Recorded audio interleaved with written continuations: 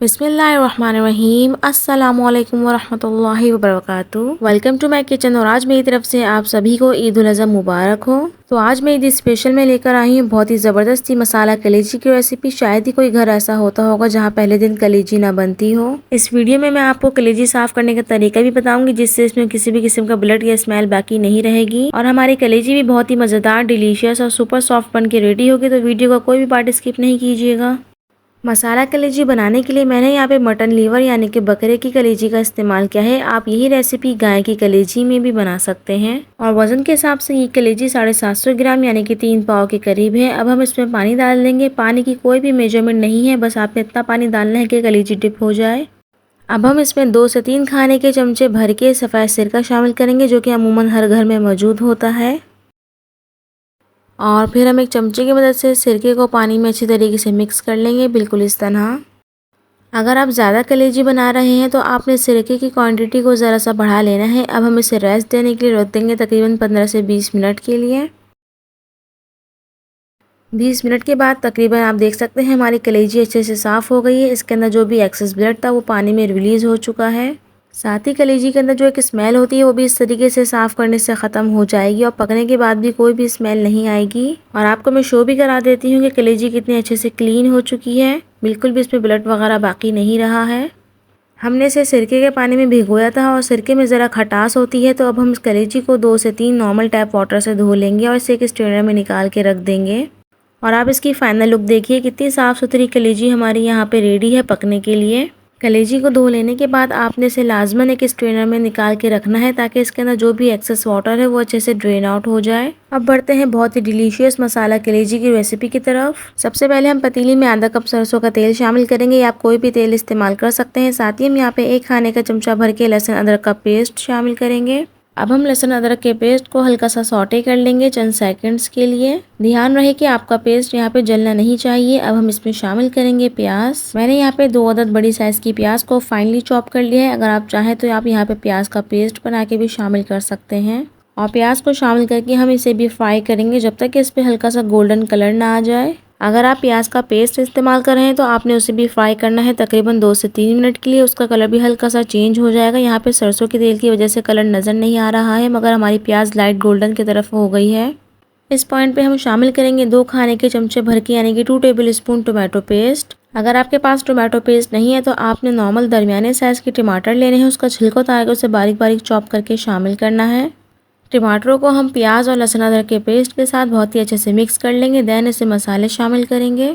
मसालों में 1 टीस्पून यानी कि चाय का 1 चमचा धनिया पाउडर, हाफ टी स्पून यानी कि चाय का आधा चमचा भुना पिसा जीरा, हाफ टी स्पून यानी कि चाय का आधा चमचा टर्मरिक हल्दी powder, half teaspoon red chili powder यानी कि चाय का आधा चमचा लाल पिसी मिर्च, 1 टीस्पून चिली फ्लेक्स यानी कि चाय का 1 चमचा लाल कुटी मिर्च, 1 टीस्पून यानी कि चाय का 1 चमचा भर के तंदूरी मसाला शामिल करेंगे। तंदूरी मसाला शामिल करने से बहुत ही यूनिक टेस्ट आता है हमारी मसाला कलेजी में। अगर आपके पास अवेलेबल नहीं है तो आप इसे स्किप भी कर सकते हैं। अब हम मसालों को अच्छे से भून लेंगे। इस पॉइंट पे अगर आपको लगे कि आपका मसाला जल रहा है तो आपने सिर्फ 1 से 2 खाने के चमचे पानी शामिल करके उसे अच्छे से भून लेना है और पानी को खुश्क कर लेना है। मसाले की भुनाई अच्छे से हो चुकी है। अब हम इसमें शामिल करेंगे ताज़ा दही। तो मैंने यहाँ पे 3/4 कप यानी कि पौना कप दही शामिल किया है। दही को मैंने पहले ही अच्छे से फेंट लिया था ताकि इसके अंदर किसी भी किस्म के लम्स बाकी ना रहें। और दही शामिल करने के बाद हम फ्लेम को मीडियम टू लो सेट कर लेंगे। हम यहाँ पे दही का पानी अभी खुश्क नहीं करेंगे। दही शामिल करते के साथ ही हम यहाँ पे बकरे की कलेजी भी साथ शामिल कर देंगे और इसे अच्छे से मिक्स कर लेंगे मसाले में।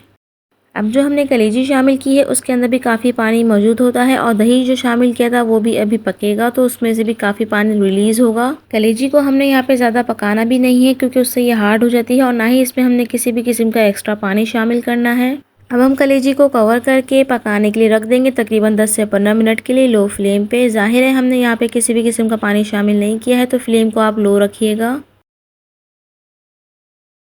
आफ्टर 15 मिनट्स कलेजी हमारी यहाँ पे पक के तैयार हो चुकी है। अब हम इसकी भुनाई कर लेंगे। अगर इसके अंदर किसी भी किस्म का एक्स्ट्रा पानी होगा दही वगैरह का तो वो खुश्क हो जाएगा।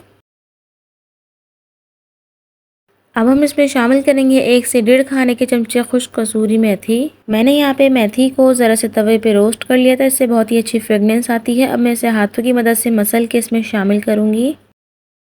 और साथ ही हाफ़ टी स्पून यानी कि चाय का आधा चमचा घर का बना हुआ गरम मसाला पाउडर, और बिल्कुल लास्ट में मैं यहाँ पे 1 चाय का चमचा नमक शामिल करूँगी। नमक हम कलेजी में बिल्कुल आखिर में शामिल करते हैं। अगर हम पहले शामिल करते हैं तो कलेजी उससे हमारी हार्ड हो जाती है और गलने में बहुत ज़्यादा टाइम लेती है।